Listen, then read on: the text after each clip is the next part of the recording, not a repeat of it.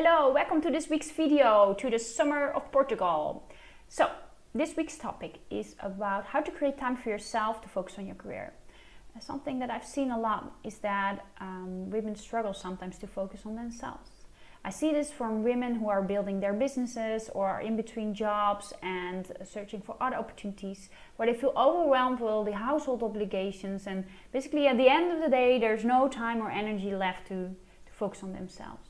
But also women who work, I see that they struggle to make time to focus on a project that's important to them, where they spend time with their team, or where they have some time to do some reflection or planning, things that are really important to their job well.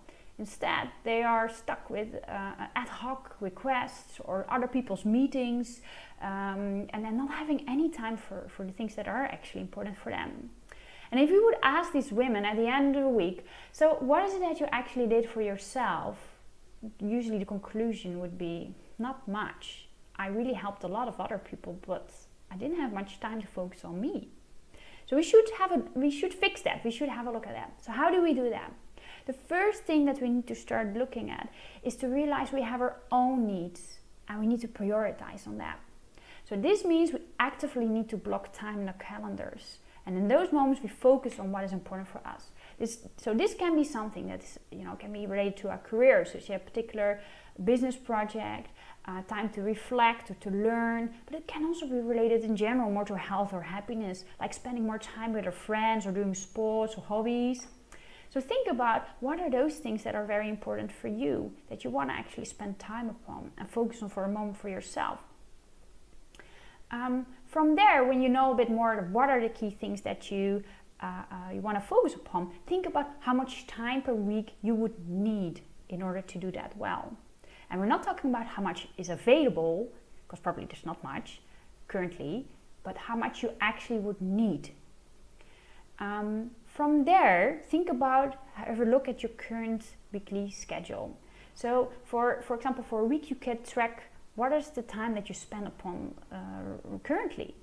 And you will probably be amazed how much time you currently spend probably on little things, on other people's problems, on distractions or things, but not so much time on the bigger things that are actually important for you. So start monitoring that, for example, for 1 week, on what is it that you're currently spending time upon.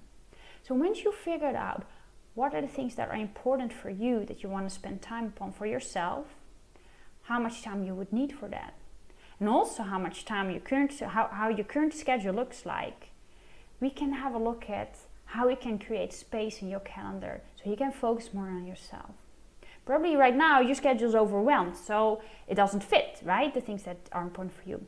Therefore, we need to take off some activities from your list. How do we do that?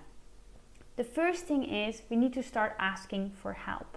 What we women are terrible at is asking for help. Somehow we assume that people come to us offering their help and we just sit here waiting for them. But that is not going to happen. We need to ask for help ourselves.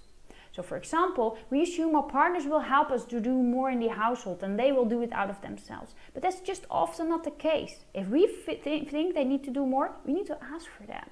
So for example, you can sit down together and go through all the household activities and how you together can manage that in order to create space in your calendar.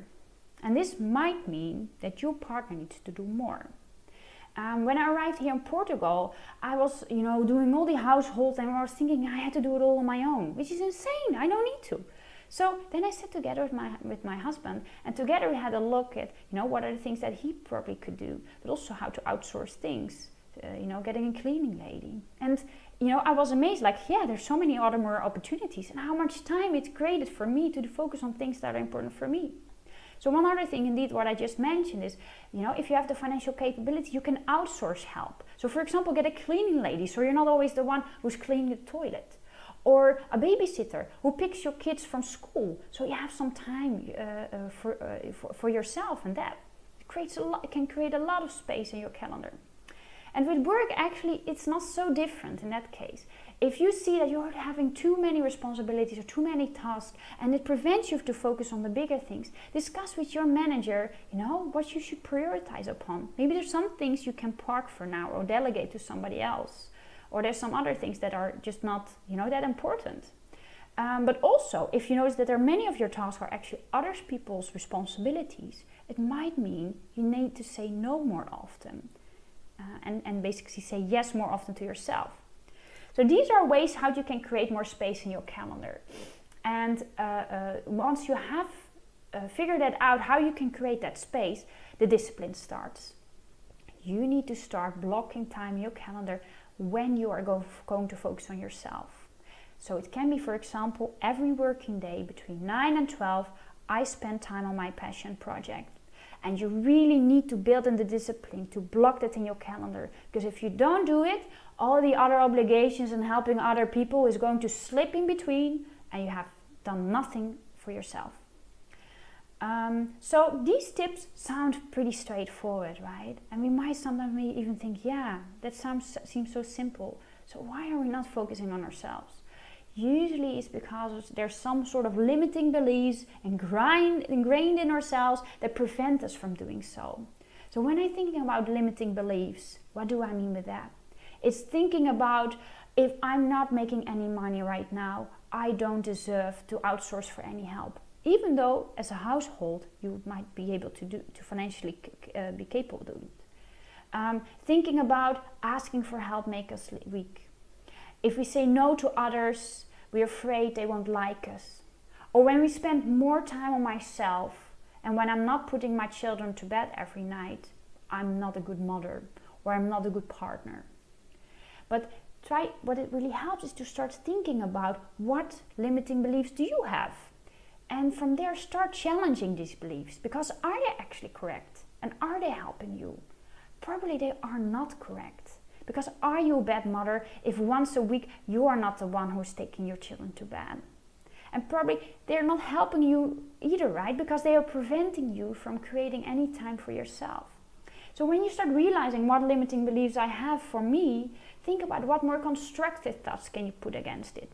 So for example, if you start realizing, if I outsource some help in the household and spend more time for myself, eventually it's going to make me more happy. And when I'm more happier, I will also be a better partner, I will be a better manager, I will be a nicer person for the people around me. And by thinking by that, it stimulates you to actually start making time for yourself.